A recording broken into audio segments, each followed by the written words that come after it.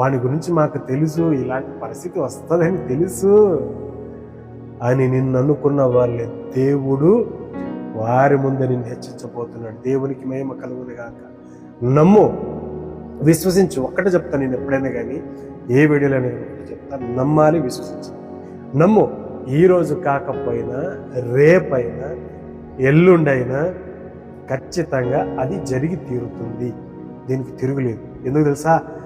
వాగ్దానము చేసిన వాడు నమ్మదగిన వాడు. కేవలం ఆయనకి మహిమ కలుగును గాక. ఈరోజు అంటుండొచ్చు నిన్ను ఏమని, నీ దగ్గర నువ్వు ఎంత సమాధానంగా ఉన్నా, నువ్వు ఎంత సైలెంట్గా ఉన్నా నిన్ను రెచ్చగొడతా ఉంటారు అనేక మంది.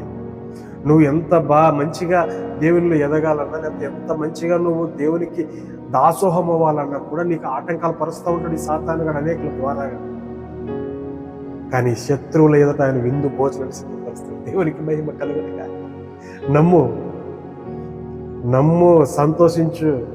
అందుకే మత్తయి సువార్తలో ఏమంటారు, అనేకులు మీ మీద అబద్ధంగా చట్టమంటలు పలుకున్నప్పుడు మీరు సంతోషించి గంతులు వేయడానికి మాట్లాడుతున్నారు. ఆనందించి సంతోషించడం అంటారు. ఆనందించదాం, సంతోషిస్తాం. దేవునికి సమస్త మహిమ కలుగును గాక. ఆమేన్.